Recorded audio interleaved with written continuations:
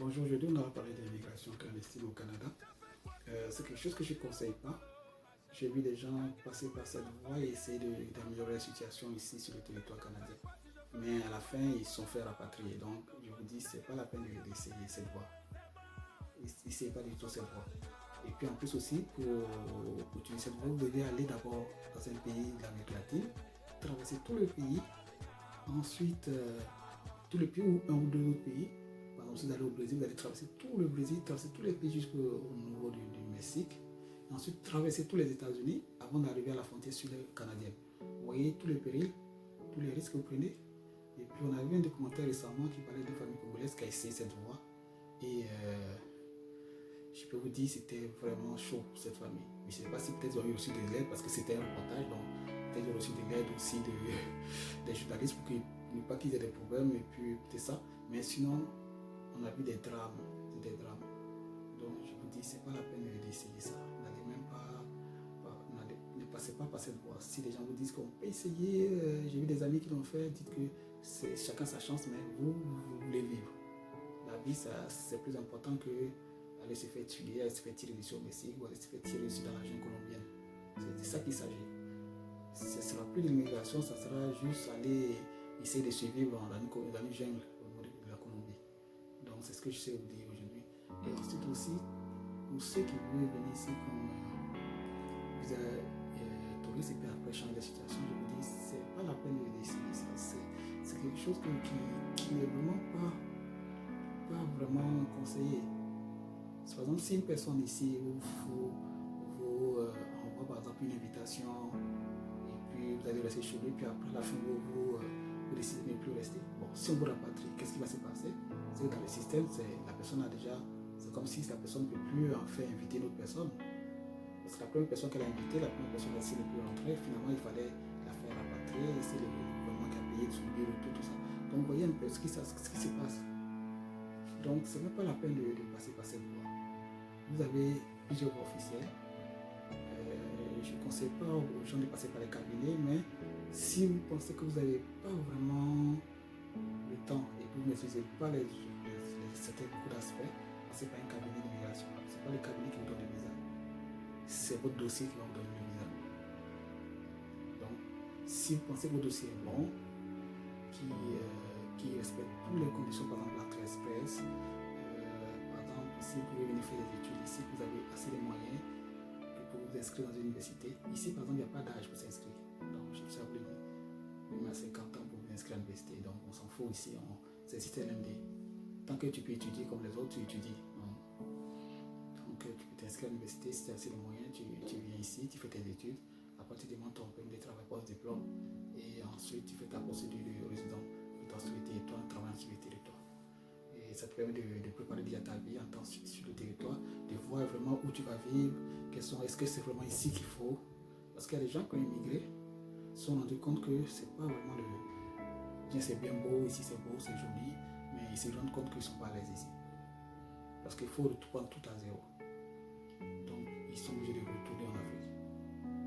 Donc c'est pour vous dire que même si l'Afrique c'est dur, même si vous voyez des beaux images à la télé qui parlent du Canada, mais je peux vous dire la majorité des gens qui vivent ici veulent retourner. Pas qu'ils vont revenir leur citoyenneté canadienne, ils sont fiers d'être canadiens, mais ils voulaient aller travailler en Afrique parce qu'en Afrique, on peut être plus riche qu'ici, rapidement plus riche qu'ici. Donc ils veulent aller en Afrique investir, mais c'est la situation politique souvent qui les empêche de retourner. C'est ça. À part ça, et puis souvent aussi c'est la pression qu'ils ont payé. Ici, on évite un peu d'avoir la pression parce que ici, la seule pression qu'on a, c'est le travail. Il faut travailler pour son argent, s'il y a des factures, il faut payer, ça s'arrête là. Il faut payer tes factures, tu as fini de payer tes factures, il faut le travail.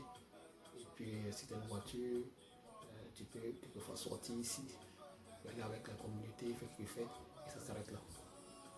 Donc c'est ce que je peux vous dire aujourd'hui. Si vous avez des questions concernant l'immigration, vous pouvez les laisser en bas. Je vais essayer de répondre à ces questions-là. Et si vous avez des thèmes sur, par exemple, que vous voulez que j'aborde dans mes vidéos, je vais essayer de parler de ces thèmes-là.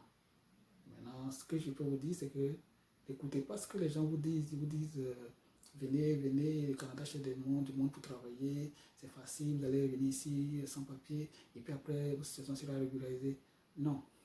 Chaque cas est un cas. Si, par exemple, ici, le juge, quand il regarde le dossier, il regarde. Est-ce que cette personne, est-ce que cette personne peut retourner ou pas? Il décide et il a aucun état d'âme. Dès qu'il prend la décision, ces avocats ils ont le temps de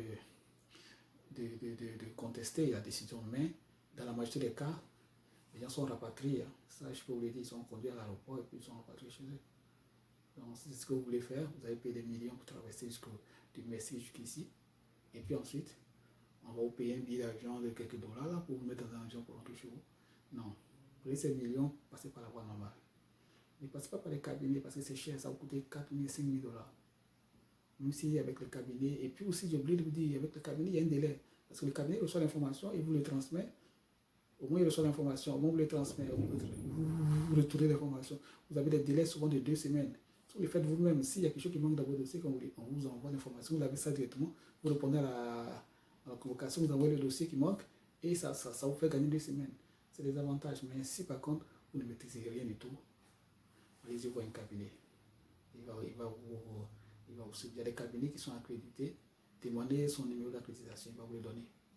Comme j'ai dit, moi je ne suis pas un cabinet, je suis là juste mais je passer le temps, faire quelques vidéos, discuter avec mes amis et puis voir comment s'entraider. Ça s'arrête là. Et je ne suis pas un cabinet, donc je ne peux pas vous aider sur ce point. Je peux vous donner des conseils, je peux vous montrer comment il faut faire.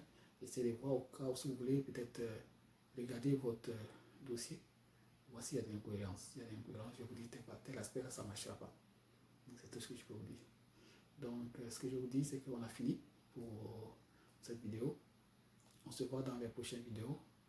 Et puis je vous dis, prenez soin de vous. Et puis si vous devez entamer votre démarche, faites-le immédiatement. En ce moment, en période de Covid-19, bien sûr, tout est lent. Mais il faut mieux lancer sa procédure. On ne sait jamais si l'économie reprend rapidement, qu'il y a beaucoup d'invitations au niveau de l'entrée express, au niveau du Québec ici. Donc, vous allez aller dans le lot. Donc, n'attendez pas. Chaque jour que vous perdez, c'est un jour que vous perdez enfin en somme en réalité.